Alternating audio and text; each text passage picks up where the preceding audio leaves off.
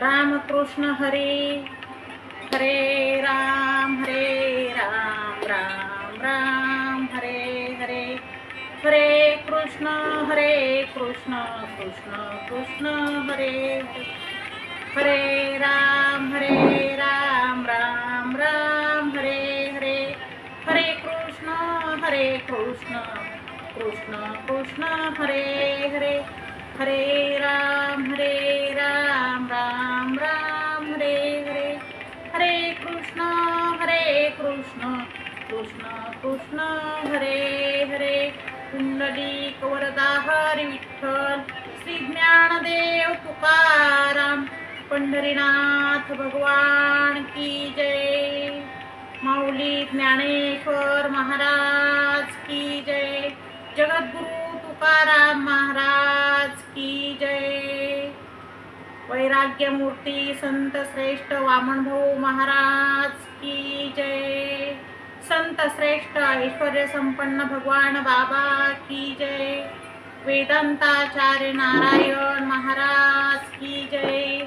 आजन्म वारकरी श्री संत खंडोजी बाबा की जय। आज आपण वेदांताचार्य नारायण महाराज यांच्या जीवनचरित्रावर आधारित 6व्या भागामध्ये प्रवचन रूपी सेवा करत आहोत। यापूर्वी आपण वेदांताचार्य नारायण महाराज यांचे जीवनचरित्र 5 भागांमध्ये चिंतन केलेले आहे आणि आज आपण 6व्या भागाला प्रारंभ करत आहोत। श्री गणेशाय नमः।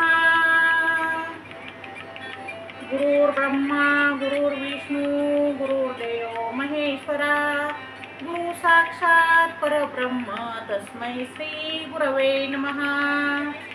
प्रथम वंदन करूया गणरायाला। मंगल करतो प्रारंभ या संत कथेला उजाळा। नमन करूया त्या संतांना ज्यांनी जीवनात दिला दिव्य अनुभव। जय भगवान पंढरीनाथ जय ज्ञानदेव माऊली जय नारायण वेदांताचार्य साक्षात कृपेची सावली। भक्त हो, आज आपण अशा महान संताच्या जीवनचरित्राचा अनुभव 6व्या भागामध्ये घेत आहोत। या कथांचा मागोवा आपण आजच्या या भागामध्ये घेणार आहोत। वेदांताचार्य नारायण महाराज यांच्या जीवनचरित्रावर आधारित या काही केवळ कथा नाही तर त्या दिव्य अशा घटना आहेत।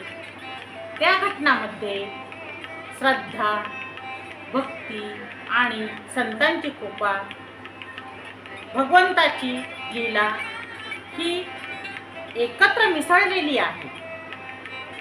हे जे सर्व दृष्टांत आहेत या दृष्टांतामध्ये एक गूढ असा संदेश आहे।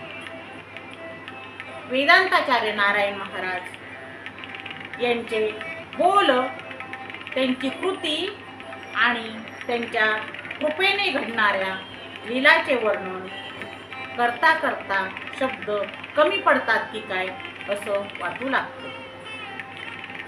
अनुभव हा पुरेसा असतो आणि या अनुभवांच्या आधारावर आपण या कथा, जीवनचरित्रावर आधारित असणारे दृष्टांत याचे चिंतन करत आहोत। वेदांताचार्य नारायण महाराज हे म्हणायचे, देव कुठे आहे?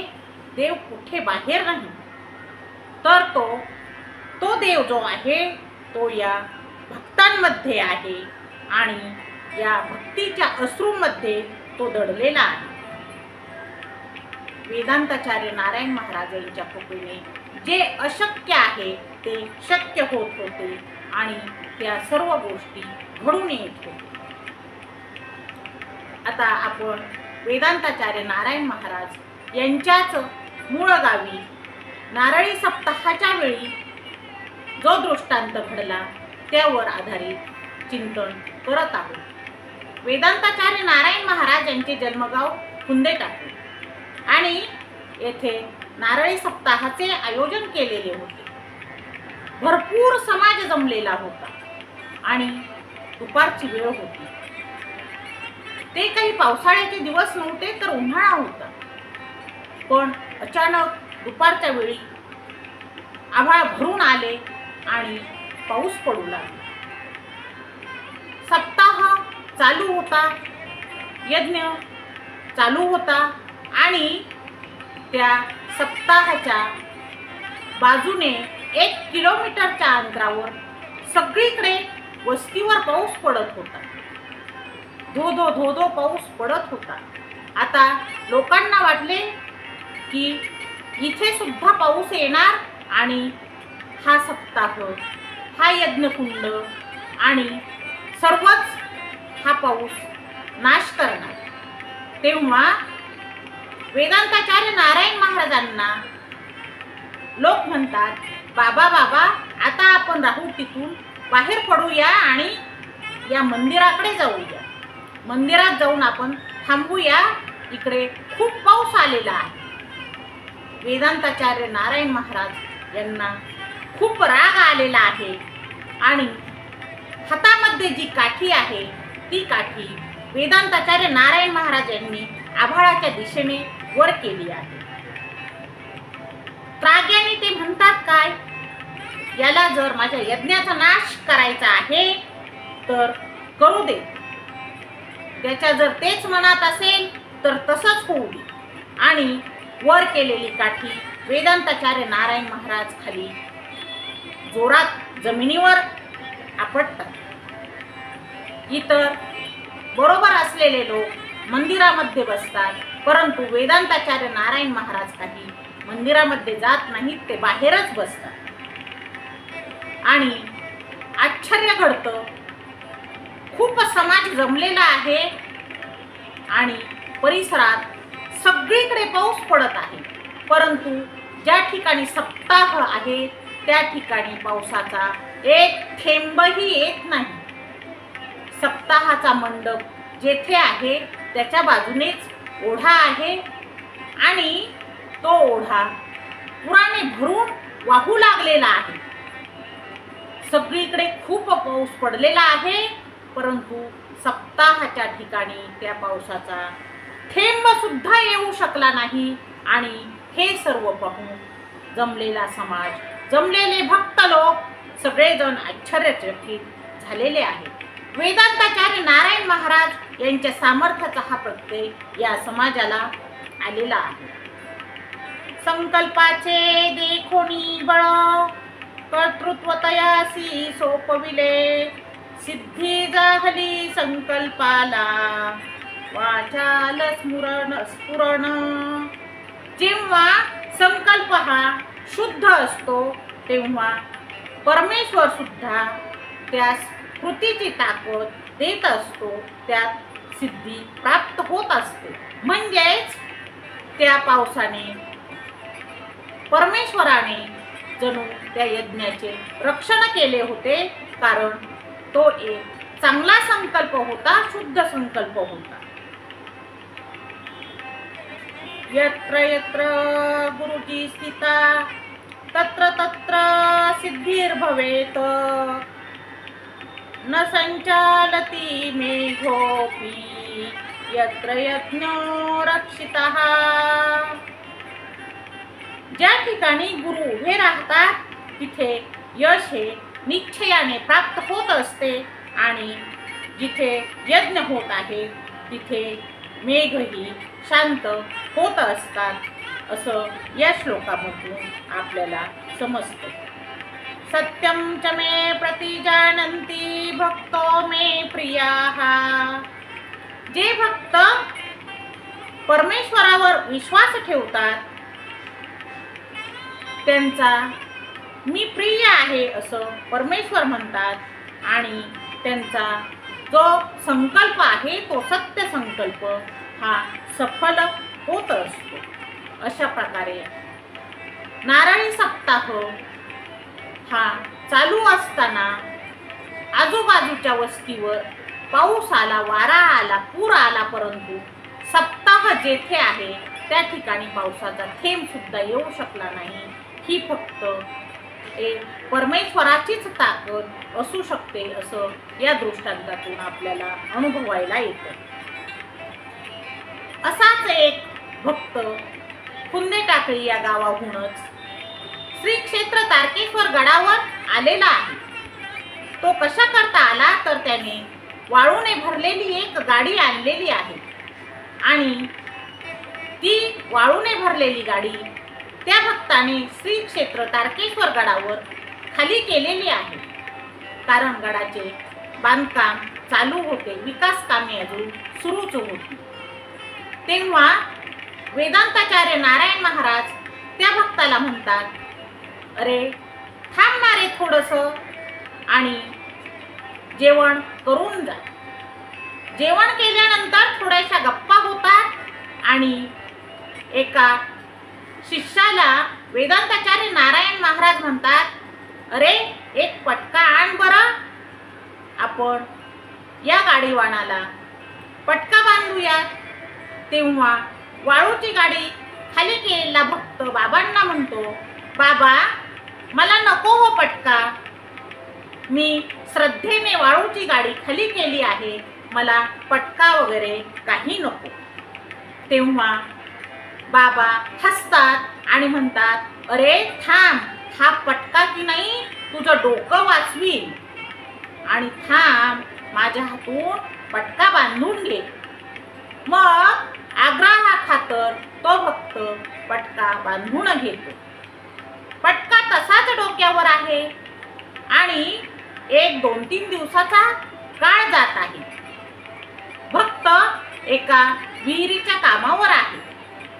ग्रामीण भाग आहे, आर्थिक परिस्थिती ही नाजूक असते आणि काम केल्याशिवाय पर्याय नसतो.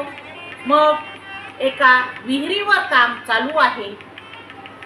काय होते कोणास ठाऊक, पण अचानक तो भक्त त्या विहिरीमध्ये तोल जाऊन खाली पडतो आणि त्याच्या हातापायाला खरचटते आणि जखमा होतात. परंतु त्याचे डोके मात्र शाबूत राहते केवळ त्या पटक्यामुळे. कारण वेदांताचार्य नारायण महाराज यांनी सांगितले होते, अरे थांब, पटका बांधून घे माझ्या हातून, हा पटका तुझं डोकं वाचवील.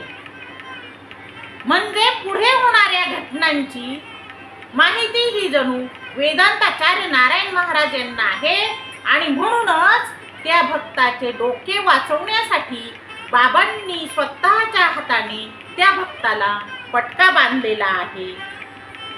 तो भक्त स्वतः म्हणतो कसा, खरंच जर बाबांनी मला पटका बांधला नसता तर माझं हे डोकं भोपळ्यासारखं फुटून गेलं असतं आणि मग माझं काही राहिलं नसतं. पण या पटक्यामुळे मात्र माझं डोकं शाबूत राहिलं. मग हा एक दृष्टांत, हा एक दैवी इशाराच नाही का? हा एक विलक्षण अनुभवच नाही का? या दृष्टांताला फक्त कथा कशी म्हणता येईल? गुरु आले पाठीशी, भय नाही संसारी, कृपेने तयाच्या परी दुःख न जडे. म्हणजेच गुरु जर पाठीशी असले तर जगात काहीही संकट येऊ द्या त्याचे भय राहत नाही आणि त्यांच्या कृपेने कशाचे दुःखही लागत नाही. असंच या दृष्टांतावरून आपल्याला अनुभवायला मिळतं. गुरो कृपा यदा भवती दैवमपि निवर्तते, यत्र रक्षणं गुरुणा तत्र नाशोपि दुर्गते. जिथे गुरुची कृपा असते तिथे दैवाचे संकटही थांबते आणि तेथे गुरु रक्षण करतात असं या श्लोकावरून आपल्याला समजून येतं.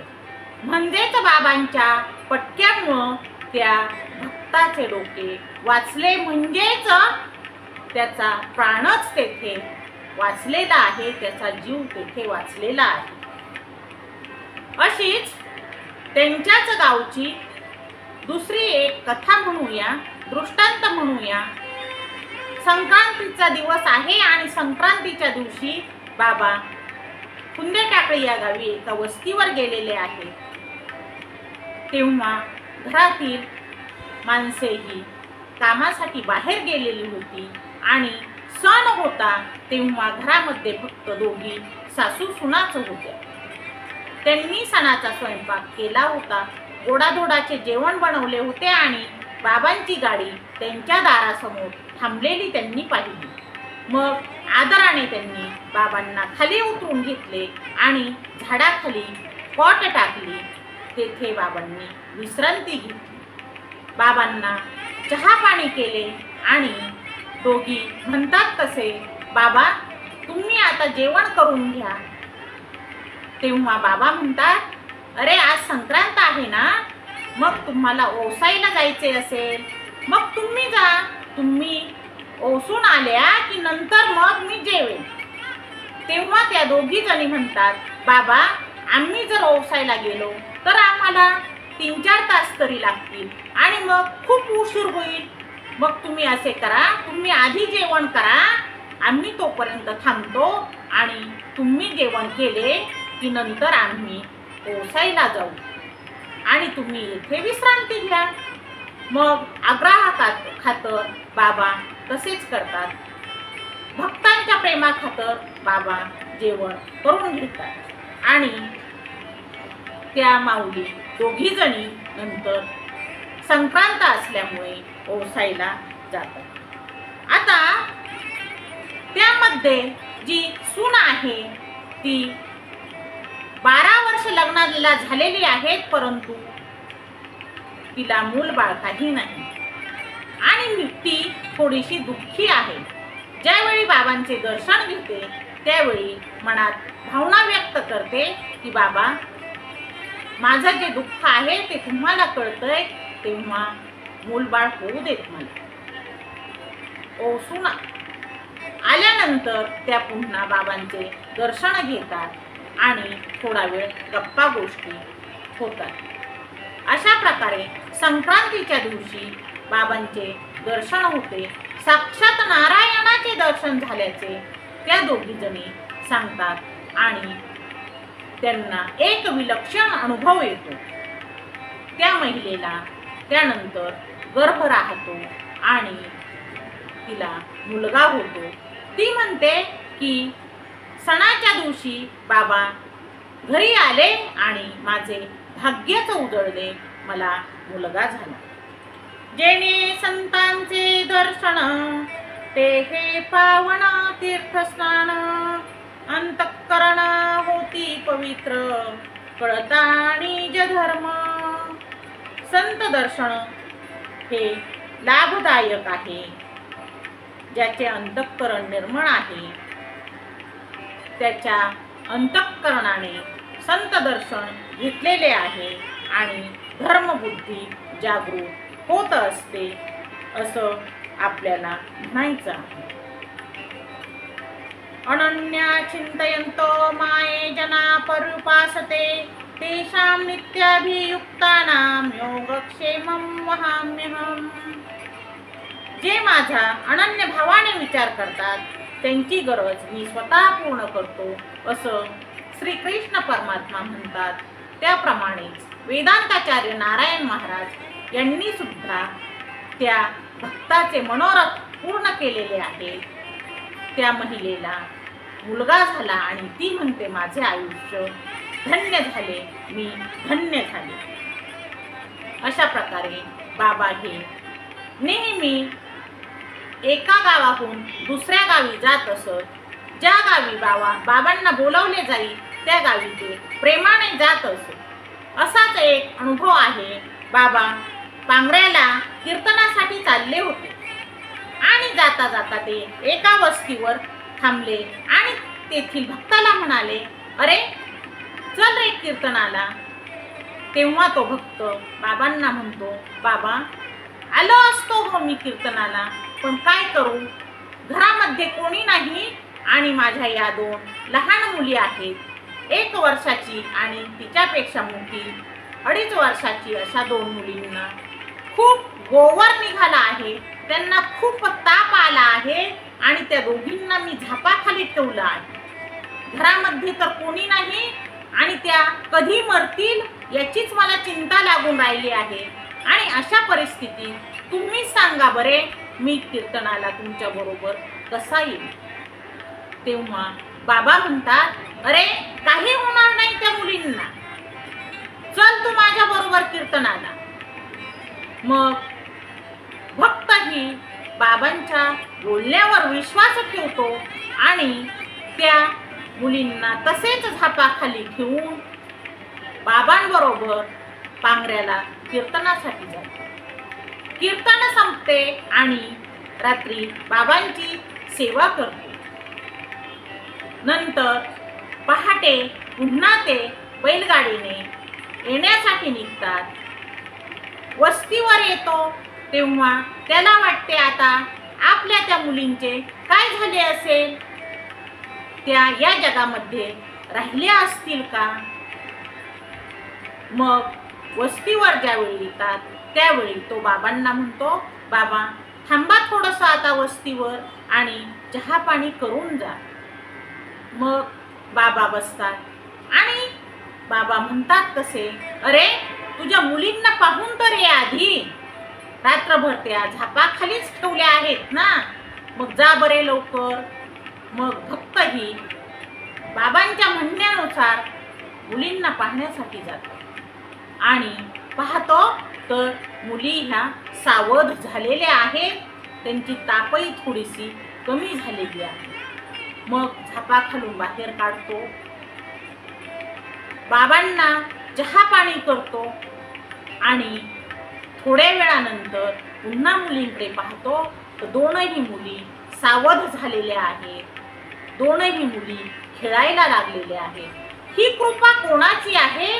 तर ही कृपा वेदांताचार्य नारायण महाराजांची आहे. ज्या मुलींच्या मरणाची वाट तो भक्त म्हणजे मुलींचा पिता, मुलींचे वडील पाहत असतात, त्या मुली सावध झाल्या आहेत, रात्रभर त्यांना एकटे ठेवलेले आहे, त्या मुली आता खेळायला लागलेल्या आहेत. हे एक आश्चर्यच नाही का? ही एक संतांची कृपाच नाही का? ही एक वेदांताचार्य नारायण महाराजांची कृपाच नाही का? आता त्या मुली चांगल्या झाल्याच्या पाहून त्या भक्ताला, त्या वडिलांना सुद्धा धन्य धन्य वाटते. संत भेटीचा महिमा सांगे काय तया प्रमाण, प्राण तिजले मृता देवती जीवधार. संतांच्या भेटीचा महिमा असा की जे मृत पात्र झाले आहेत, म्हणजेच त्या मुली मरायला लागल्या होत्या, त्यांनाही पुन्हा जीवन मिळालेले आहे, असा हा संतांच्या भेटीचा महिमा आहे. त्वमेव शरणं गच्छ सर्वभावेन भारत, तत्प्रसादात परां शांती स्थानं प्राप्यसी शाश्वतम. सर्व भावांनी त्या ईश्वराच्या चरणी शरण जा, त्यांच्या कृपेने परमशांती आणि शाश्वत स्थान प्राप्त होईल. तो भक्त त्या मुलींना तसेच सोडून संतांच्या बरोबर वेदांताचार्य नारायण महाराजांबरोबर कीर्तनाला गेलेला आहे आणि तरी त्या मुली एकट्या असून सावध झालेल्या आहेत. ही कृपा परमेश्वराचीच नाही का? ही कृपा संतांचीच नाही का? असाच एक वेळचा प्रसंग आहे. बाबा एका ठिकाणी मुक्कामाला थांबलेले आहेत आणि सकाळी स्नान करत आहेत. त्यावेळी तो भक्त गमतीने बाबांना म्हणतो कसा, बाबा तुम्हाला स्नानासाठी भरपूर पाणी हवं असतं ना, पण आता इथे तुम्ही जपून पाणी वापरा, कमी पाणी वापरा. तेव्हा बाबा म्हणतात, का रे बाबा, अहो बाबा काय सांगावं, पाण्याची खूप टंचाई आहे आणि पाण्यासाठी खूप हाल काढावे लागतात. असं आहे होय? मग तू काही विहीर का घेत नाही? बाबा काय करू, विहीर घेऊन पाणी तर लागले पाहिजे ना, नाही तर पैसा फुकट जाणार नाही का? अरे ती गाय बांधली आहे, ते शेत तुझंच आहे का? हो बाबा, माझंच आहे ना ते शेत. मग ती गाय जेथे बांधली आहे त्या झाडाच्या अलीकडे तू विहीर घे, म्हणजे तुला भरपूर पाणी लागेल. ठीक आहे बाबा, तुम्ही म्हणाल तसंच करतो. मी आता 4-2 महिन्यातच विहिरीचे काम करतो आणि मग पुन्हा तुम्ही ज्यावेळी वस्तीवर याल त्यावेळी तुम्हाला स्नानासाठी भरपूर पाणी देईल, असं म्हणून दोघेही हसू लागतात. मग काही दिवसांनी तो भक्त त्या ठिकाणी विहीर घेतो आणि त्या विहिरीला भरपूर पाणी लागतं. वेदांताचार्य नारायण महाराज यांच्या आशीर्वादामुळे, त्यांनी बोलल्यामुळं त्या विहिरीला भरपूर पाणी लागतं, असं तो भक्त म्हणतो. तो म्हणतो आजही विहिरीमध्ये भरपूर पाणी आहे. 5-7 एकर बागायती ऊस आहे आणि पाणी मुबलक प्रमाणात आहे. संतांचे वचन खरे, तेची होई घडोघडे. कर्मयोजिती सवे भक्तिजन. संत वचन हे नेहमी सत्य होत असतं. संत जसे बोलतात तसेच घडत असतं. वेदांत बोधी सिद्ध योगी, करीती भक्तासी कृपा छाया. जिथं म्हणती तिथं होई, त्या वचनात असे श्रीमाया. अशा प्रकारे वेदांताचार्य नारायण महाराज यांच्या बोलण्याला जी धार होती, बाबा जे बोलत तसेच होत असे. बाबांनी सांगितल्याप्रमाणे त्या विहिरीला देखील भरपूर असे पाणी लागलेले. एकदा असाच एक प्रसंग आहे. बाबा ज्यावेळी काशी ऋषिकेशला अध्ययन करत असत त्यावेळेची ही गोष्ट आहे. बाबा म्हणतात त्यावेळी गोहत्या बंदीसाठी दिल्लीमध्ये मोर्चा होता. मोठा मोर्चा निघाला होता. त्यावेळी पंतप्रधान या माननीय इंदिरा गांधीजी या होत्या आणि दिल्लीमध्ये पूर्ण भारतातले साधू एकत्र गोळा झाले होते. त्यांनी संसदेवर मोर्चा काढला होता. मोर्चा खूप मोठा होता. खूप धिप्पाड मोठमोठे असे साधू एकत्र आले होते. त्यावेळी अश्रुधुराचे नळकांडे फोडण्यात आले, लाठी हल्ला झाला. मग ते साधूही काय करत, शिपायांना धरत उचलून फेकत असं त्या मोर्चामध्ये चालू झालं. त्यांनी भिताडपाड काचाफोड असा एकमेकावर हल्ला प्रतिहल्ला केला आणि मग शिपायांनी काय केलं तर फायरिंग केली. साधूही ताळी गेलेले आहेत आणि हल्ला प्रतिहल्ला झाला, फायरिंग झाली. मग मात्र पळापळ झाली, कारण साधूंकडे काही बंदुका नव्हत्या ना. मग पळापळ झाली. वेदांताचार्य नारायण महाराज म्हणतात खूप साधू त्यावेळी मारले गेले, पण मी मात्र तेथून सुखरूप सुटका करून घेतली. तिथून निसटलो आणि पुन्हा काशीला गेलेलो आहे.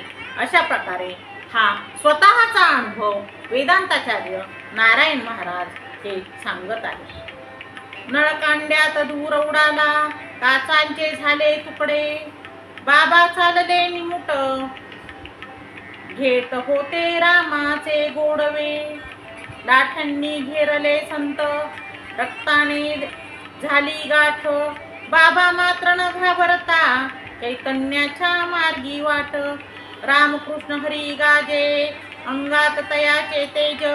बाबा सुखरूप गेले, हीच कृपा रूपाची लेज.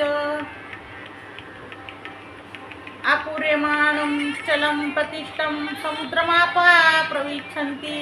यद्वत तद्वत कामायं प्रविशन्ति सर्वेश. शांतिमाप्नोति न काममायी. म्हणजेच काय, जसा महासागर हा अनेक नद्या घेऊन स्थिर असतो, तसा महापुरुष हा सर्व संकटात स्थिर असतो.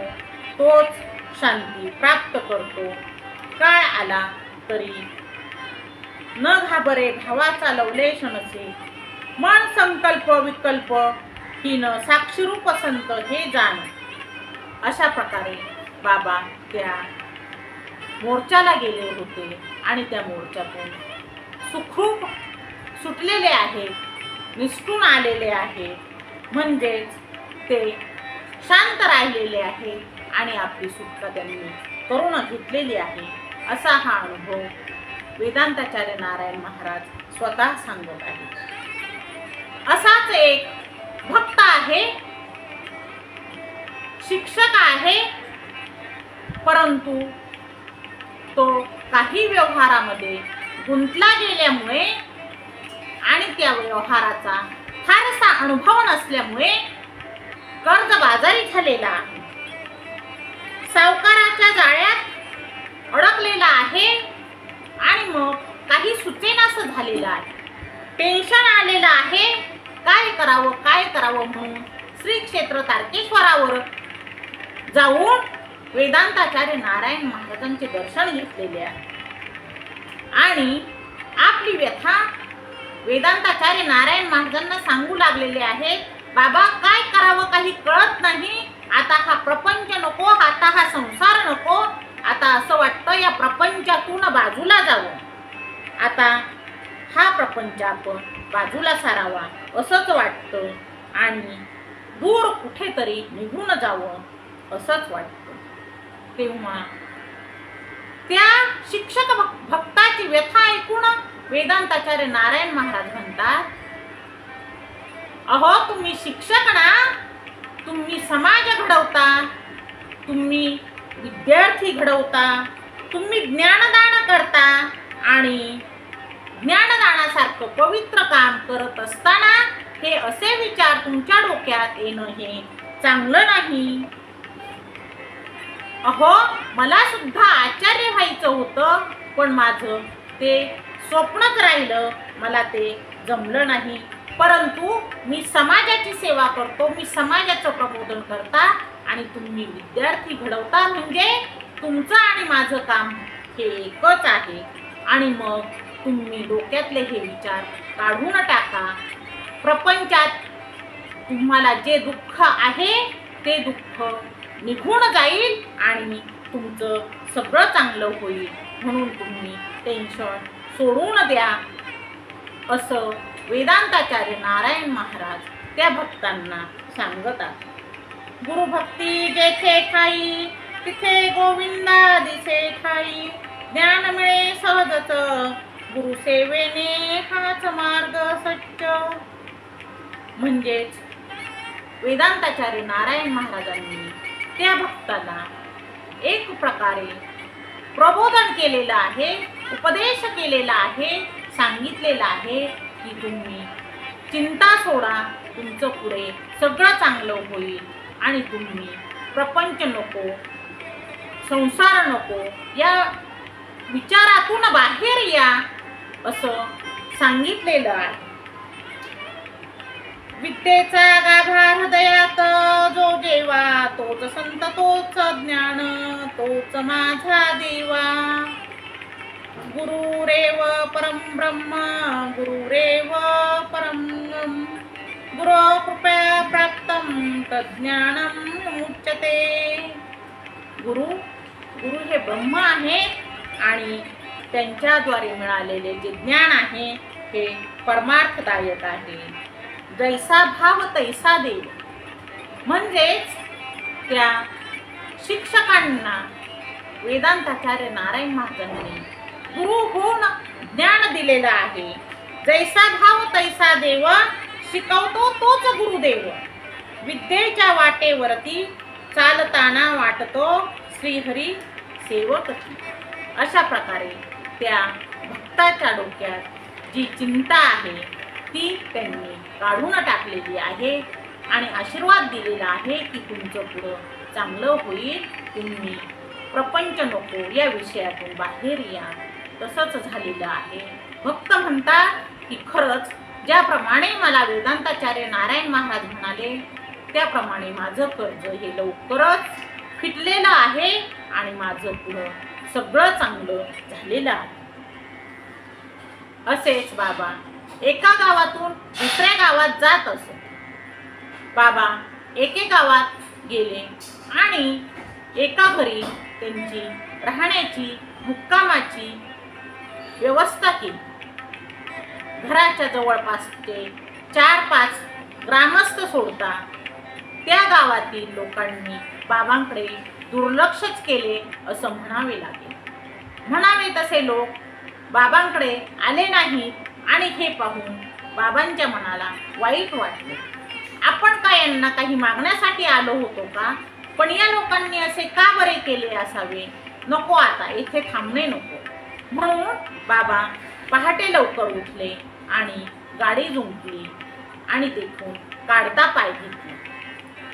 ज्या घरात त्यांची मुक्कामाची सोय केली होती त्यांनी गाडी बैलाचा आवाज ऐकला आणि ते बाबांच्या गाडीमागे धावू लागले. परंतु बाबा थांबले नाही. ते तसेच पुढे निघून गेले. त्या मालकाने ज्या घरी बाबांनी मुक्काम केला होता त्या भक्ताने बाबांना खूप आवाज दिला, परंतु बाबांचे मन उदास झाले होते. बाबा थांबले नाही, पुढे निघून गेले. त्या भक्ताला मात्र खूप वाईट वाटले. आणि काय झाले कोणास ठाऊक, त्या गावामध्ये एकामागोमाग एक अशी गुरे मरून पडू लागली. त्या गावात गुरांची संख्या ही कमी होऊ लागली आणि 2-4 महिने झाले गावामध्ये गुरं ही एकदम कमी झाली. मग गावात चर्चा चालू झाली, असे का बरे होत असेल. मग त्या दिवशी श्री क्षेत्र तारकेश्वर गड येथील वेदांताचार्य नारायण महाराज आले होते आणि ते रागाने निघून गेले. आपण बाबांकडे लक्ष दिलं नाही अशी गावामध्ये आता चर्चा होऊ लागली. मग गावामध्ये सर्व ग्रामस्थ एकत्र आले आणि त्यांनी ठरवलं की आता आपण सर्वांनी मिळून श्री क्षेत्र तारकेश्वर गडावर जायचं आणि वेदांताचार्य नारायण महाराज यांचं दर्शन घ्यायचं, बाबांची माफी मागायची. त्याप्रमाणे सर्वजण हे गडावर गेलेले आहे आणि वेदांताचार्य नारायण महाराज यांचे दर्शन घेतलेले आहे. आपल्या गावावर आलेलं जे संकट आहे ते संकट त्यांनी सांगितलेलं आहे. बाबा आमची चूक झाली, त्या दिवशी तुम्ही गावात आलात आणि आम्ही दुर्लक्ष केलं. खरंच आम्ही चुकलो बाबा, आम्हाला क्षमा करा, आम्हाला माफ करा. आणि तेव्हापासून गावामध्ये सारखी जनावरे मरत आहेत असं बाबांना सांगितलं. मग बाबा म्हणाले असं आहे होय, आणा बरे तेथून विभूती. एका शिष्याला विभूती आणण्यासाठी सांगितले आणि बाबांनी ती विभूती खालीवर केली, मंत्र म्हटले आणि त्या ग्रामस्थांना विभूती दिली. बाबा म्हणाले अरे देवाचे नाव घेत जा, नामस्मरण करत जा आणि तारकनाथाला येत जा. आता येथून पुढे तुमच्या गावामध्ये अशी गुरे मरणार नाही, एकाएकी गुरे मरणार नाही. ही विभूती तुम्ही आपल्या गोठ्यांमध्ये टाका, घराच्या परिसरामध्ये टाका आणि जनावरांना सुद्धा लावा आणि नेहमी तारकनाथाला येत जा असं म्हणून त्या ग्रामस्थांना विभूती दिली. मग घरी गेल्यानंतर जसे बाबांनी सांगितले तसे त्या ग्रामस्थांनी केले आणि तेथून पुढे त्यांच्या गावावर जे संकट आलं होतं, जशी गुरं पटपट मरून पडत होती, त्याप्रमाणे आता ते संकट नाहीसं झालं. पुन्हा गावामध्ये गायी गुरं दिसू लागलेली आहेत. मग लोकांनी काय ठरवलं तर लोकांनी धान्य जमा केलं आणि काही देणगी सुद्धा जमा केली. बाबांना पोशाख केला आणि सर्वजण वाजत गाजत सर्व घेऊन श्री क्षेत्र तारकेश्वर गडावर गेले. बाबांची पुन्हा एकदा माफी मागितली आणि बाबांना ती दक्षिणा दिली, देणगी दिली आणि तारकनाथांचे दर्शन घेतले आणि बाबांना म्हणाले आता तुम्ही आमच्या गावी 8 दिवसांनी या आणि मग कीर्तन करू. तेथून पुढे मग वेदांताचार्य नारायण महाराज पुन्हा त्या गावी जाऊ लागले आणि तेथे जाऊन लोकांना प्रबोधन करू लागले, उपदेश देऊ लागले. अशा प्रकारे हे संत आहे. ह्या संतांचे मन कधी दुखायचं नसतं आणि ह्या संतांना ओळखायचं असतं. जे जे ठाई नम्रता तेथे थांबती देव, म्हणून नम्रते विन भक्ती निष्फळ ठरती. संतांना ओळखा आणि त्या संतांच्या ठिकाणीच देव आहे. त्यांची सेवा करा, ते आपलं कर्तव्य आहे. संतांचा अनादर करू नका, नाहीतर जसं त्या गावावर संकट आलं तसंच संकट येऊ शकतं. आहे रे संतांच्या चरणी सुख समाधानाचं ठिकाण, जे न पाहती त्यांना पडती संकटाचं जाळ. नका करू अभिमान, नका करू अवज्ञा, संतांची सेवा केली तिथेच मिळे सुखरूप रचना. संत हे देव आहेत, त्यांची सेवा करा, त्यांना ओळखा, ते आपलं कर्तव्य आहे. त्यांचा अनादर करू नका. आणि जर संतांचा अनादर केला तर संकट येतील, याचं हे उदाहरण आहे. पण जरी संकट आलं असलं तरी त्याच संतांनी पुन्हा कृपा केलेली आहे. कारण संत हे क्षमाशील असतात, त्यांचं मन हे क्षमाशील असतं, असं या दृष्टांतावरून आपल्याला दिसून येतं. अशीच एक आठवण आहे. संध्याकाळी बाबा एका मंदिरात बसले होते, कारण रात्री 9 वाजता तेथे कीर्तन होतं. त्यांच्याबरोबर असलेले 4-2 भक्त जवळ बसले होते आणि एक जण अनवाणी मंदिराच्या परिसरात ये जा करत होता, उगीच एरझरा घालत होता. त्यावेळी लाईटची व्यवस्था नसे, अंधार पडलेला होता आणि त्या भक्ताच्या पायाला विंचवाने डंख केलेला आहे आणि तो भक्त ओरडला. काय झाले रे विचारले असता तो भक्त म्हणाला, बहुधा विंचू चावला की काय आणि खूप वेदना होत आहे. बाबा कंदील घेऊन जवळ आले. कोठे चावला म्हणून पाय पाहू लागले. तो भक्त म्हणतो की बाबांनी जेथे विंचवाने डंख मारला होता त्या ठिकाणी 3दा फुली मारल्यासारखे केले आणि माझ्या पायाच्या वेदना आपोआप नाहीशा झाल्या. बाबा आता वेदना होत नाहीत. बाबा म्हणाले, आता काही नाही होणार हो. आणि त्या भक्ताच्या वेदना गायब झाल्या. सुखाचे हे मूळ संत सेवा, तयासी ठेवावा विश्वास दृढ भावा. ज्याच्या ठाई नित्य भक्ती, तोची पावेन परिपूर्ण स्थिती. आपण जे संत आहे त्या संतांवर विश्वास ठेवायचा आहे आणि त्यांची सेवा करायची आहे. संतांचे वचन खरे, तेची होई घडोघडे. कर्म योजिती सवे भक्तिजन. वचन हे असं सत्य असतं, बोलताना ते तसंच घडत असतं. नाथषष्ठीची दिंडी चालू होती आणि एके ठिकाणी वेदांताचार्य नारायण महाराज यांचं कीर्तन झालेलं आहे. रात्र झालेली आहे, अंधार आहे आणि दिंडीमध्ये असलेला एक वृद्ध भक्त जवळच एक विहीर आहे आणि त्या विहिरीमध्ये चालता चालता पडलेला आहे. आवाज झाला आणि म्हणून कंदिलाच्या उजेडात पाहिलं आणि लोक म्हणाले की आपल्यातला तो वृद्ध बहुधा विहिरीत पडला की काय. त्या विहिरीत तर खूप झाडं झुडपं आहे आणि आता विहिरीमध्ये मोटरी सुद्धा आहेत, वायरचे जाळे आहेत. बहुधा आता वृद्ध काही जगणार नाही असंच सगळ्या लोकांना वाटतं. ही बातमी वेदांताचार्य नारायण महाराजांना सांगितलेली आहे. बाबा आपला तो वारकरी वृद्ध भक्त विहिरीमध्ये पडला, आता त्याची काय होईल. तेव्हा बाबा म्हणतात त्याला काही होणार नाही, त्याला काही लागणार सुद्धा नाही. तसेच झाले. त्या वृद्ध भक्ताला खरचटले सुद्धा नाही. त्या विहिरीमध्ये झाडं झुडपं होती, मोटरी होत्या, परंतु भक्ताला काहीही झाले नाही.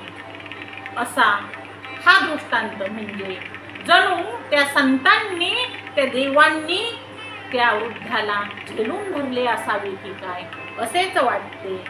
तयाचे दास मी पाहे, त्यांचे संकट मी पाहे. भक्त वाचवावे हे माझे, क्रम सांभाळतो भक्ती पुढे. अहम भक्तं पराधीनो ह्य स्वतंत्र इव द्विजा, साधुभिर्ग्रस्त हृदय भक्ते भक्त जनप्रिय. मी माझ्या भक्तांच्या अधीन आहे, त्याच्या रक्षणासाठी स्वतःचे बंधन मी झुगारून देतो. अशा प्रकारे हा भक्त वृद्ध असला तरी नाथषष्ठीच्या दिंडीमध्ये तो पैठणला चाललेला होता. त्या भक्ताचे रक्षण हे संतांनी देवांनी केलेले आहे. अशा प्रकारे त्या भक्तावर आलेलं संकट हे टळलेलं आहे. एका गावामध्ये ज्ञानेश्वरीचे पारायण चालू आहे आणि गावातील एक मुलगी आजारी आहे. मुलगी दवाखान्यामध्ये ॲडमिट केलेली आहे आणि सकाळी दूध घालण्यासाठी काही लोक त्या गावामध्ये गेले तेव्हा त्यांना बातमी कळते की आपल्या गावातील ती दवाखान्यात असलेली मुलगी मृत झालेली आहे, मरण पावलेली आहे आणि गावामध्ये पारायण चालू आहे. काय करावे? गावचे सरपंच आहेत, त्यांनी त्या मुलीला आणण्यासाठी बैलगाडी पाठवलेली आहे आणि तिच्यासाठीचे शेवटचे जे सरपण आहे ते सुद्धा नदीवर नेऊन टाकलेले आहे. आता वेदांताचार्य नारायण महाराजांना ही बातमी कोणी सांगायची? मग एक भक्त बाबांना जाऊन म्हणतो, बाबा असे असे झाले आहे, आता काय करायचे? गावामध्ये तर पारायण चालू आहे, आपलं हे असं छोटंसं गाव आहे. तेव्हा वेदांताचार्य नारायण महाराज हे मारुती रायाच्या मंदिरामध्ये जातात आणि ते मारुती रायाला हात जोडून प्रार्थना करू लागतात. ते एक 4-5 मिनिटे डोळे बंद करून मारुती रायाची प्रार्थना करतात. जवळ उभा असलेला भक्त तो म्हणतो की बाबांनी काय प्रार्थना केली ते काही मला सांगता येणार नाही, पण मारुती रायांच्या अंगातून आलेला घाम मात्र मी स्वतः माझ्या डोळ्यांनी पाहिलेला आहे, अशी बाबांनी प्रार्थना केली. बाबांनी डोळे उघडले आणि त्या भक्ताला म्हणाले, ते तू अंगारा घे भरे आणि चल माझ्या बरोबर. बाहेर आल्यानंतर त्या भक्ताला म्हणाले, पुढे हो आणि वेशीपाशीच त्या मुलीची गाडी थांबवा असं सांग. बाबा ही वेशीपाशी जाऊन थांबले. गाडी आलेली आहे, तिकडून ती मुलगी जी मृत पावलेली आहे ती आलेली आहे. तेव्हा बाबा त्या भक्ताला म्हणतात, गाडीमध्ये चढ आणि फक्त तोंडावरचा कपडा तेवढा बाजूला कर, फक्त तोंड उघडे कर. मग त्या भक्ताने बाबांनी सांगितले तसेच केले. तेव्हा बाबांनी त्या मुलीच्या तोंडाकडे पाहिलेले आहे. जवळ असलेली विभूती तो अंगारा त्या मुलीच्या ओठाला लावलेली आहे आणि कपाळावर हात ठेवलेला आहे आणि मागे मंदिराकडे चाललेले आहे. त्याच वेळी त्या मुलीचा एक डोळा हलला आणि बाबा म्हणतात कसे, आता या मुलीला तिच्या घरी ने. मग ती गाडी त्या मुलीच्या घराकडे गेलेली आहे. तेवढ्यात दुसरा डोळा हललेला आहे. मुलगी उठून घरामध्ये खाली घेतलेली आहे आणि 5-10 मिनिटात तर ती मुलगी सावध झालेली आहे. जी मुलगी डॉक्टरांनी मृत घोषित केली होती त्या मुलीला वेदांताचार्य नारायण महाराज यांच्यामुळे जीवन मिळालेलं आहे. ती मुलगी पुढे लग्न होते, तिला मुलं होतात आणि नातवंड सुद्धा होतात. त्या मुलीला पुढे इतकं आयुष्य मिळतं ते फक्त वेदांताचार्य नारायण महाराजांच्या आशीर्वादामुळे मिळतं. त्यांच्या कृपेमुळेच ती मृत झाली होती, तिला पुन्हा जीवन मिळालेलं आहे. मग या दृष्टांताला कथा कसं म्हणायचं? हा एक दैवी अनुभवच नाही का? हे एक गूढ नाही का? असं मला म्हणायचं आहे. ज्याच्या ठाई भक्ती दृढ त्याला देव सदा सहाय्य. मृत्यूलाही जिंकवितो भक्ताच्या प्रेमासाठी देव उभा राहतो. मृत्यूच्या छायेतून जीवन दिलं बाबांनी, विभूतीच्या चमत्काराने परतली ती जीवनात. असा हा वेदांताचार्य नारायण महाराजांच्या कृपेचा अनुभव त्या गावातील सर्वांना आलेला आहे. त्या मृत मुलीला जीवन देऊन बाबांनी त्यांची लीला दाखवलेली आहे. असाच एका गावचा प्रसंग आहे. भैरवनाथाचं मंदिर आहे त्या गावामध्ये. सप्ताह झालेला आहे आणि महाप्रसादाची जी बुंदी आहे ती उरलेली आहे. तेव्हा त्या गावातले काही ग्रामस्थ म्हणतात, बाबा ही बुंदी आपण विकूया. बाबा म्हणतात, अरे खाऊ देत लोकांना, या लोकांच्याच वर्गणीची ती बुंदी आहे ना, मग हा प्रसाद आहे आणि विकता कशाला, खाऊ देत लोकांना. पण दोन मताची लोक असतात. काही लोक काही गप्प बसेना, ते म्हणाले नाही नाही एवढी बुंदी खायची कशाला, ही विकायची आहे. मग बाबा म्हणतात, तुम्हाला जे करायचंय ते करा. तुम्हाला मी कोण आहे ते कळलं नाही आणि तुम्हाला जसं वागायचंय तसं तुम्ही वागा. म्हणून मंदिरात बुंदी ठेवलेली आहे. तिकडे लोक गेले, त्यांना ती बुंदी पोत्यामध्ये भरायची आहे. पाहतात तो काय भला मोठा एक नाग त्या बुंदीवर खडा काढून बसलेला. मग मात्र लोक घाबरले आणि बाबांना म्हणतात, बाबा बाबा हे असं झालं. मग बाबा म्हणतात, अरे मी तुम्हाला आत्ताच काय म्हटलो, तुम्हाला जे करायचंय ते करा. तुम्हाला मी कोण आहे ते कळलंच नाही, मी काही साधा माणूस नाही. तेव्हा बाबा म्हणतात, अरे इथे काय करता देवा तुम्ही, जागेवर जा. आणि तो नाग तिथे अदृश्य होतो. मग लोक म्हणतात, नको हो ती बुंदी काही आता विकायची नाही. देवाचं अन्न देवाचं धन त्यात करू नका व्यापार. भक्तिभावाने वाटा ते होईल कृपेचा पार. बुंदीवर नाग जेव्हा आला समजलं देवाचं नातं. बाबांच्या वचनामध्ये साक्षात विठ्ठलाचा हात. लोभाने जे गेले पुढं त्याला मिळालं घाबरणं. बाबा म्हणती तेच खरं देव करत असतो रक्षण. जे अन्न देवाचं आहे ते सर्वांनी भक्तिभावानं खावं आणि भक्तिभावानं ते वाटावं. साऱ्यांना नम्रतेने ते द्यावं. पण जो लोभ करील, लोभाने व्यवहार करील, त्याला देव काही आधार देणार नाही. ज्यावेळी लोक म्हणाले बुंदी विकायची, त्यावेळी काय घडलं हे आत्ताच आपण अनुभवलेलं आहे. लोभो धर्मश्रयो देवा लज्जा पुष्पम फलम. यज्ञशेषम तुयो भुक्ते सतर्पयती देवता. जो यज्ञशेष म्हणजे जे सप्ताहाचं देवाचं अर्पण केलेलं अन्न आहे, तो जो ग्रहण करतो तो हा देवांना तृप्त करत असतो. ते अन्न हे देवाचं असतं. अशा प्रकारचा हा एक दैवी दृष्टांत आहे. आता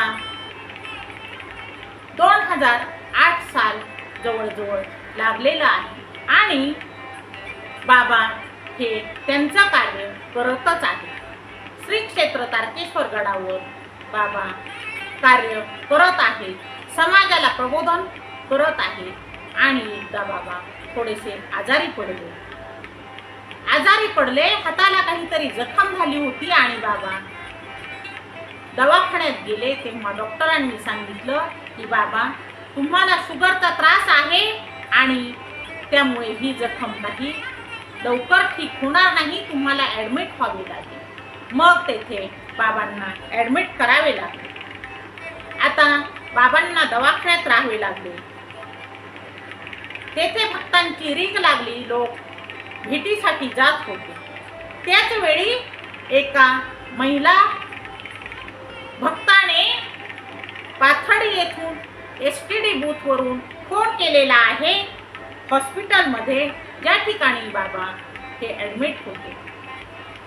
ती महिला भक्त दवाखान्यात फोन करते आणि विचारते की बाबा बरे आहेत ना. त्यावेळी तिकडून उत्तर येते बाबा गेले, बाबा आत्ताच गेले. आणि ती महिला तेथेच चौकामध्ये STD बूथवरून फोन केलेला आहे तिने मोठमोठ्याने ओरडायला लागते, आक्रोश करायला लागते, हंबरडा फोडायला लागते. आणि लोक विचारतात तेव्हा ती सांगते बाबा गेले, वेदांताचार्य नारायण महाराज गेले आणि आत्ताच गेले. हे असे कसे झाले, हे असे कसे झाले. सर्वजण लोक एकमेकात चर्चा करू लागतात. आणि नंतर मग एक भक्त हा श्री क्षेत्र तारकेश्वर गडावर फोन करतो. त्यावेळी तिकडून उत्तर येतं की बाबा आत्ताच नगरहून दवाखान्यातून आलेले आहेत आणि ते गडावर आलेले आहेत. आणि मग सर्वांमध्ये एकच हशा पिकतो की दवाखान्यातून जो फोनवर उत्तर आलं की बाबा गेले, याचा अर्थ बाबा हे दवाखान्यातून गेले म्हणजेच बाबांना डिस्चार्ज मिळाला असं तेथून सांगण्यात आलं. परंतु त्या महिला भक्ताला तिचे बाबांविषयीचे प्रेम, बाबांविषयीची भक्ती ही किती होती, तिला त्या शब्दाचा अर्थ काय वाटला की बाबा गेले, बाबा गेले म्हणजे बाबा अनंतात विलीन झाले. आणि म्हणून त्या बिचाऱ्या महिला भक्ताने मोठ्याने हंबरडा फोडला, टाहो फोडला आणि सर्व लोक जमा झाले असं या दृष्टांतावरून आपल्याला दिसून येतं. म्हणजेच बाबा हे सर्वांचेच होते असं या दृष्टांतावरून आपल्याला अनुभवायला येतं. बाबांना सर्वजण प्रिय होते, तसेच सर्वांनाच बाबा प्रिय होते. आता बाबा हे भक्तांची जणू परीक्षा पाहत होते की काय असं या दृष्टांतावरून आपल्याला दिसून येतं. म्हणजेच बाबा गेले या उत्तरावर किती जणांनी आक्रोश केला आणि टाहो फोडला असेल, ही एक भक्तांची परीक्षाच झाली. म्हणजेच ह्यामध्ये भावनिक ओलावा, श्रद्धा आणि गेले हा जो शब्द आहे, या शब्दावर असलेला तो गहिरा प्रभाव दिसून येतो. लोकांची बाबांवर किती भक्ती आहे या प्रसंगातून आपल्याला दिसून येतं. तेषां सततयुक्तानां भजता प्रीतिपूर्वकं ददामि बुद्धियोगं तं येन मामुपयांति ते.